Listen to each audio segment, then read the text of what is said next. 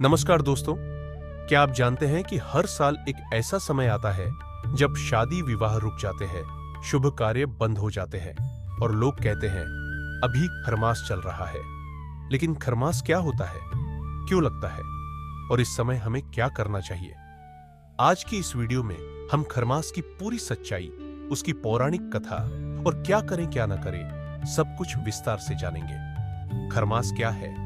खरमास हिंदू पंचांग के अनुसार वह समय होता है जब सूर्य देव अपनी गति बदलते हैं। जब सूर्य देव धनु राशि या मीन राशि में प्रवेश करते हैं तो उस अवधि को खरमास कहा जाता है। यह समय लगभग 1 महीने का होता है। इस दौरान सूर्य की ऊर्जा कमजोर मानी जाती है, इसलिए शुभ कार्य वर्जित होते हैं। खरमास कब लगता है? हर साल खरमास 2 बार आता है। पहला खरमास जब सूर्य धनु राशि में प्रवेश करते हैं, लगभग दिसंबर जनवरी। दूसरा खरमास जब सूर्य मीन राशि में प्रवेश करते हैं, लगभग मार्च अप्रैल। इस समय को अशुभ नहीं बल्कि संयम का समय माना गया है।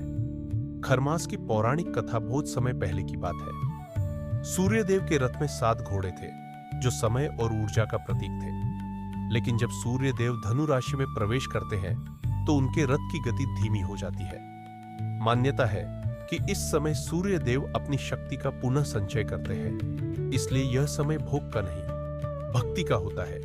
इसी कारण इसे तप, साधना, दान, संयम का समय कहा गया। खरमास में क्या नहीं करना चाहिए? खरमास के दौरान ये कार्य वर्जित माने जाते हैं। शादी विवाह, गृह प्रवेश, मुंडन संस्कार, नई दुकान, व्यापार की शुरुआत, भूमि पूजन, क्योंकि यह समय सांसारिक सुख से दूर रहने का होता है। खरमास में क्या करना चाहिए? अब सबसे जरूरी बात, खरमास में क्या करना शुभ होता है?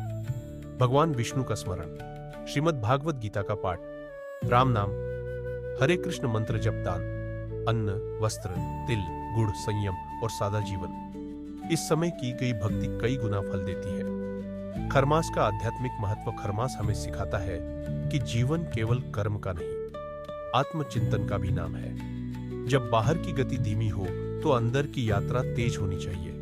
क्या आपने कभी गौर किया है कि हमारे गांवों में आज भी बुजुर्ग खरमास का नाम सुनते ही चुप क्यों हो जाते हैं? क्यों कहते हैं इस महीने कुछ भी नया मत शुरू करना? क्या यह सिर्फ परंपरा है या इसके पीछे छिपा है डर, श्राप और विनाश का सच?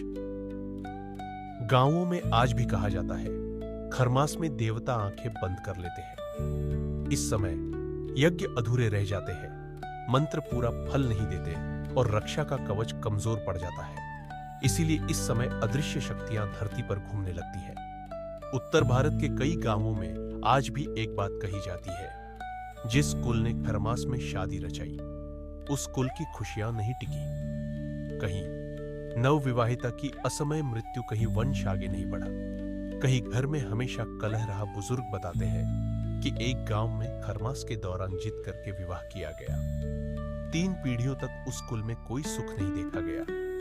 लोक कथाओं में यह भी कहा जाता है खरमास में अगर बीज बो दिए जाए तो फसल उगती तो है, लेकिन उसमें जीवन नहीं होता। इसीलिए पुराने किसान कहते थे यह महीना धरती को छेड़ने का नहीं, मन को शुद्ध करने का है। गांवों में आज भी बुजुर्ग महिलाएं बताती हैं खरमास की रातों में अगर कोई बिना कारण सीटी बजाए या ऊंची आवाज में हंसे तो परछाइयां पीछा करने लगती है। इसीलिए इस महीने रात में यात्रा वर्जित, शोर शराबा मना और नए काम से दूरी रखी जाती थी। हमारे पूर्वज डरपोक नहीं थे, उन्होंने यह सब देखा, झेला और समझा था।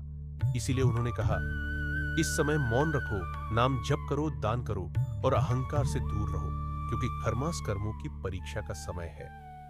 खरमास सिर्फ 1 महीना नहीं, यह वह समय है जब समय खुद कमजोर होता है और जो इसे हल्के में लेता है उसके जीवन में अनदेखे के भय जन्म ले लेते हैं। ऐसी ही दुर्लभ, रहस्यमयी और लोक कथाओं से जुड़ी कथाओं के लिए कथासार चैनल को अभी सब्सक्राइब करना न भूलिए। और याद रखिए साथियों, प्रातःकाल सूर्य देव को जल अर्पित करें, क्योंकि उनकी कृपा से जीवन में अंधकार दूर होता है और तेज बढ़ता है।